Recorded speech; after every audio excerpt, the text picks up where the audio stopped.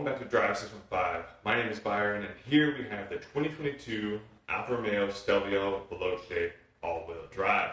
I've had this mid-sized luxury Italian SUV for the past week, during which I've been daily driving it and getting to know it inside and out. As always, we'll take a look at the exterior, the interior, then we'll go out and take it for a drive. The exterior color for this vehicle is a $2,500 option, and the paint spec on that is Ocra GT Tri-Coat. It's a very polarizing color. A lot of people love it, a lot hate it. To be completely honest, in the beginning of the review, I didn't like it. And as I got to spend more time with it and see it in different settings and scenarios, I really did come to enjoy it, and I think it's a really beautiful color. It's kind of weird though. Typically, cars don't look good dirty. This was one car that I felt looked really good dirty. As you can see here in this shot, it kind of looks sporty and kind of off-road. I almost envision it like going out west, driving through the mountains to go snowboarding. And you got some stuff kicked up on it. It looks just really sporty. And that, to me, this car looks good in that scenario. But as you can see here, right in the direct sunlight, nice and clean. You got a lot of metallic flake in the paint spec.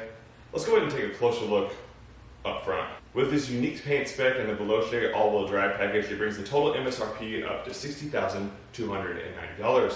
When you look at the front of this vehicle, you can't help but draw your eyes down to this V Scudetto front grille, which pays homage to the over 100-year Italian tradition behind the Alfa Romeo brand. Above the Alfa Romeo emblem, you kind of get this little body hump here encasing this. I like that logo. You got a red, the green, the blue. It's just a really good looking logo. One thing I wish this vehicle had, it's got this nice gloss black trim around here. I like these inner parts of this front grille as well as down here on this lower fascia. That'd be nice if this was all gloss black, but I do appreciate that it's at least through here. We've got the adaptive bi-xenon headlamps, LED daytime running lights. Let's go ahead and take a look at the profile. Here in the profile of the Stelvio, you can see we've got a very streamlined silhouette that's built for speed.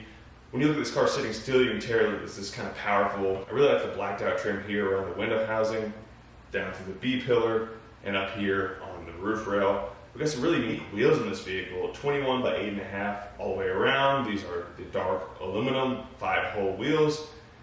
Those are really unique again, and they kind of got, like I said in the name, 5 holes and some little inlets down through here. I like these brake calipers in the red. I feel like this really looks good in this vehicle. And again, for a mid-sized luxury SUV, I feel like the shape of this vehicle is really cool. And if you just look at it, it's got a nice stance to it, not too low, not too high. I feel like it kind of levels out really well. Let's go ahead and take a look at the rear. We've got an aerodynamic rear spoiler to help increase airflow and reduce drag. And plus it looks really good. I like when things look good, but they're also functional in this case. Back here at the rear, we've got this Stelvio badge on the right side, Q4 over here. Q4 because this is an all-wheel drive capable. The vast majority of the time you're going to be in full 100% rear-wheel drive, but depending on different road scenarios, it will actually switch in to be all-wheel drive.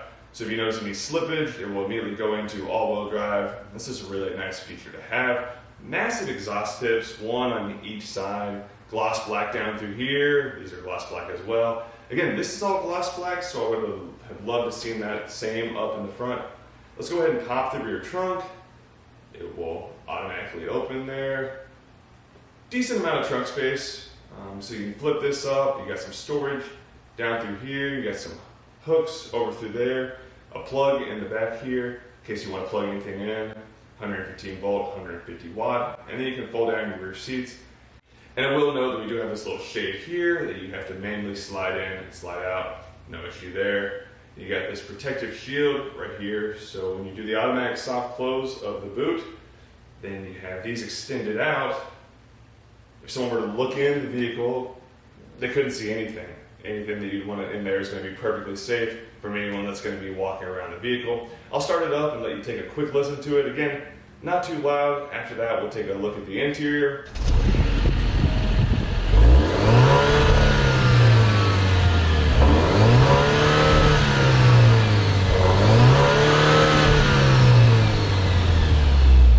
So like I mentioned, not too loud. This is a 4-cylinder engine and it's not the quadrifoglio, so it's not going to have a built exhaust or anything like that. But again, maybe that's nice for people that don't want a real loud exhaust. Let's go ahead and hop inside and take a closer look at the interior. All right, when we walk in, you got a very skinny side sill plate that says Alfa Romeo. That's probably one of the skinnier ones I've ever seen. Normally they're pretty, you know, wide and fat, but that's unique to see that there. Let's go ahead and hop inside. I'll put my seatbelt on and we will fire this car up. As you saw there in the center screen, you got a little bit of animation with the Alfa Romeo logo illuminated and colored.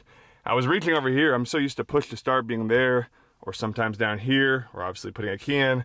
This is on the steering wheel there. So it fires up.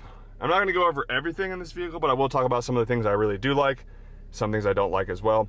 One thing I do like is down through here, you got the tricolor Italian flag, green, white, and red.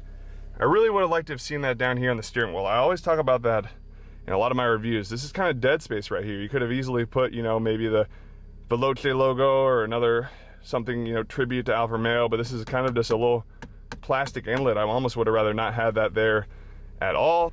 I do like the start stop button being here on the steering wheel.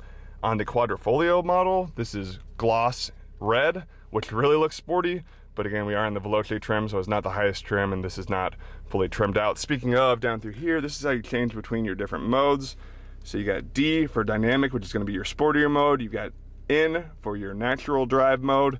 You got A for advanced efficiency, which is going to be best for your long road trip driving. This is a dead button right here, meaning that if you push it, nothing happens. If we were in the Quadrifoglio, this would be the race mode. So you'd push that button there and it would turn into a race. So I mean, I guess it makes sense that they're not going to reconfigure this whole button for some of the lower trim levels, but it is kind of a shame to see this button here and know that you could have had the race mode. So maybe if that's something you really want, then just go ahead and spend the extra money and get the Quadrifoglio. Good finishes throughout the vehicle, through the door panel. Got good feel on the steering wheel. Got leather seats throughout. I love the embossment there on the Alfa Romeo on the headrest.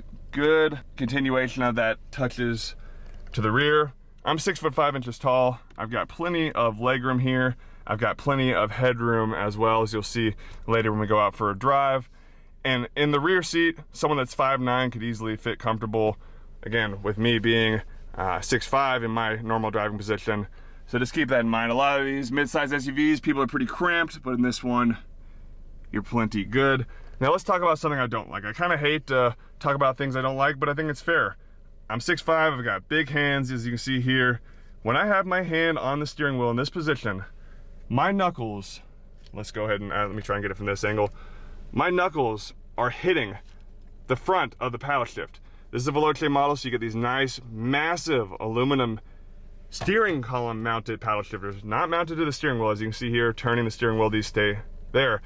But my fingers, again, when I'm gripping the steering wheel at 10 and 2, right above this panel there, my knuckles hit it, and that is very frustrating. Again, I mean, if I'm just driving normal, not even trying to do any aggressive cornering or sport driving, you know, my knuckles will hit this, and it's just, again, for me, very uncomfortable to have the paddle shifters there. Maybe if they were mounted to the steering wheel and turned, might be a different story. Maybe if they were somehow mounted a little bit further back on the column, that'd be fine. I understand that there's, you know, some engineering, you know, things you can't bypass, but again, for me, let's take a look here. Hands on the steering wheel, knuckles completely hitting that. So that has been, for me, one of the most annoying things. Otherwise, this car is pretty fun to drive, but hitting that is not too fun.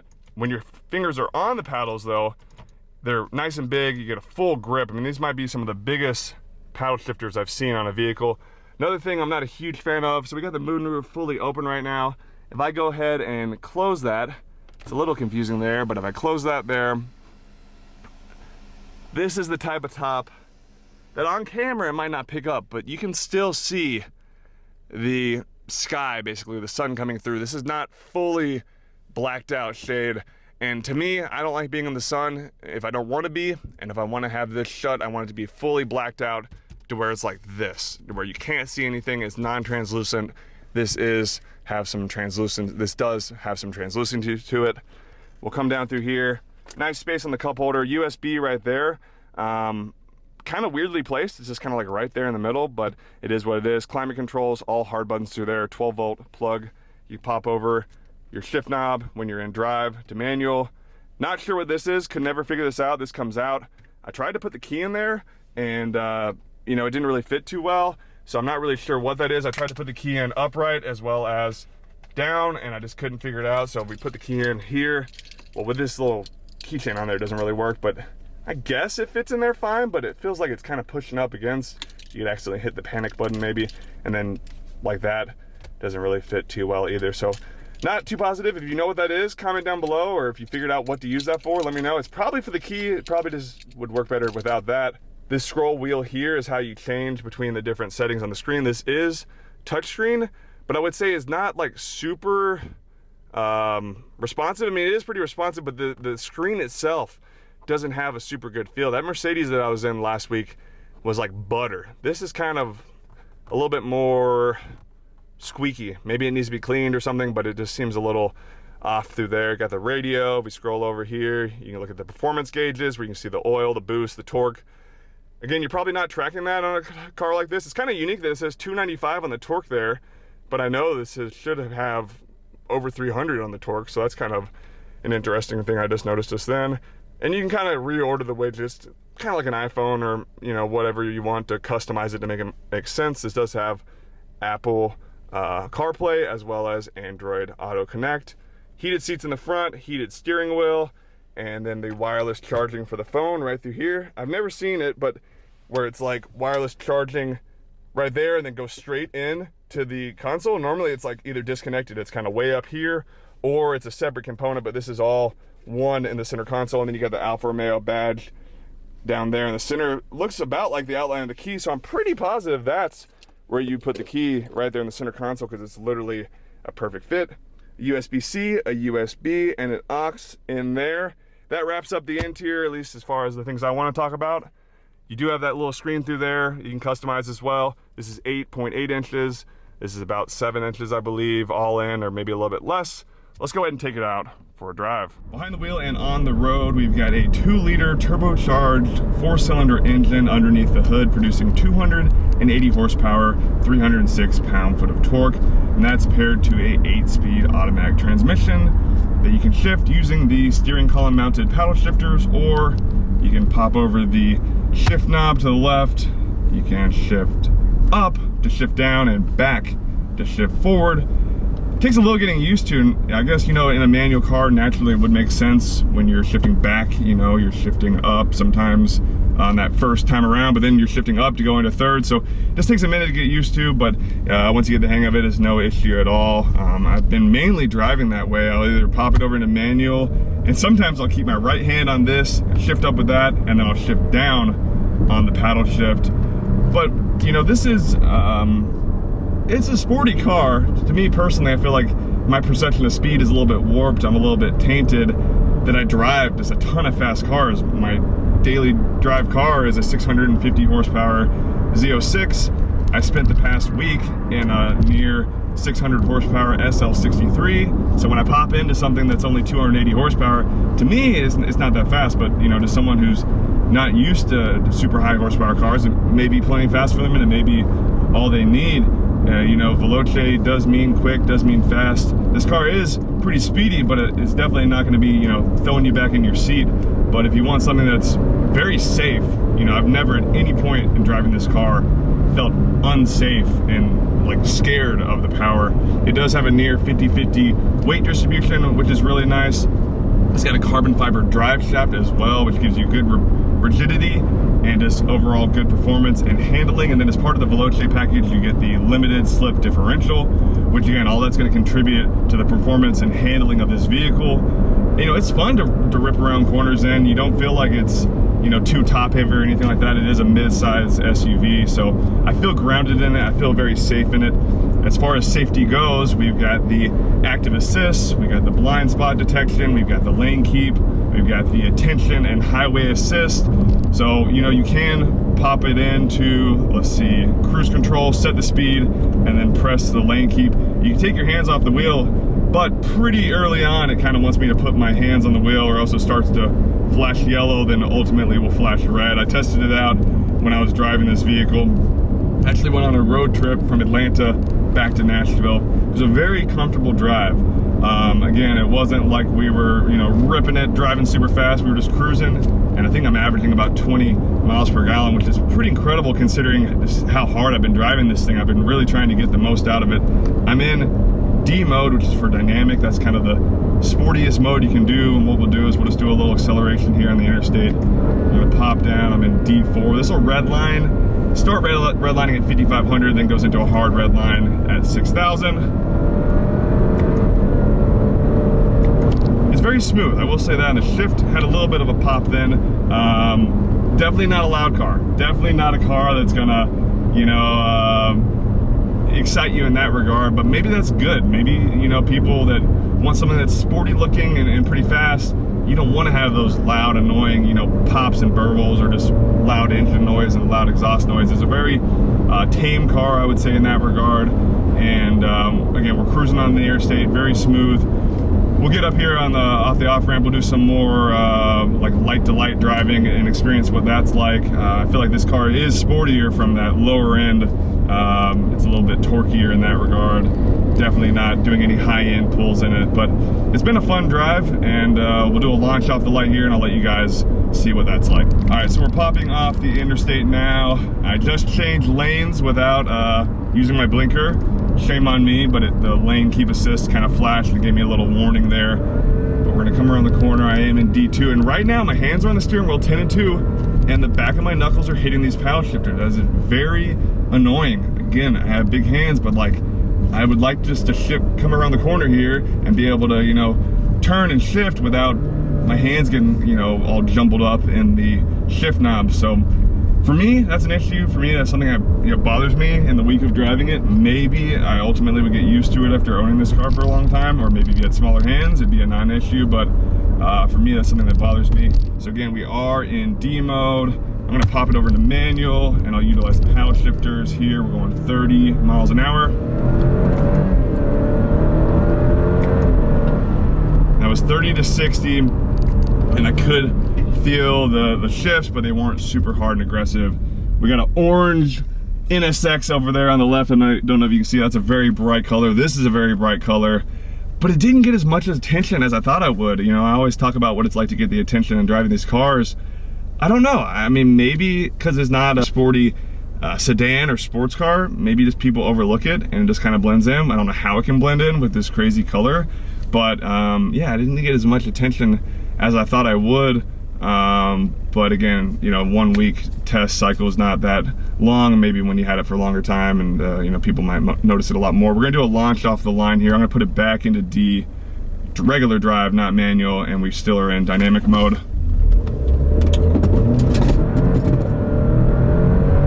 Well, there you go. All my camera gear in the back flew back, but I certainly didn't feel like it was crazy fast. I mean, the 0 to 60 time in this is, you know, not the quickest, but I don't think this model is made for that. If you really want the high power speed, go for the Quadrifoglio. One of my friends has that, and he says it's like night and day, and almost incomparable, the speed between this and that. That's gonna be your more hardcore track focused vehicle, and instead of having DNA, you also get the button in the middle, which I showed earlier as kind of being that dummy button. That is gonna put you in race mode, and that's really what unlocks, you know, the full potential of the car, and you get over 500 horsepower. That's what you really want if you want, you know, the true speed, but you want the Alfa Romeo name. This is maybe the kind of nice midway point. You want a sporty looking car, but you don't want all the headache that comes with the high horsepower and crazy sounds and crazy shifts. So that concludes my video review. Hope you guys enjoyed this. If you haven't already subscribed, go ahead and subscribe, leave a like, and if you have any questions, comments, or concerns, leave them down in the comment section below. I'll leave you with one final parting acceleration. Let's go into D2. This car is kind of, there you go.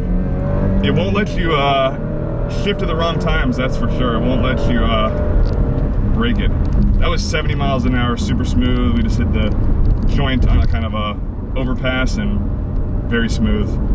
See you guys in the next one. Thanks for watching.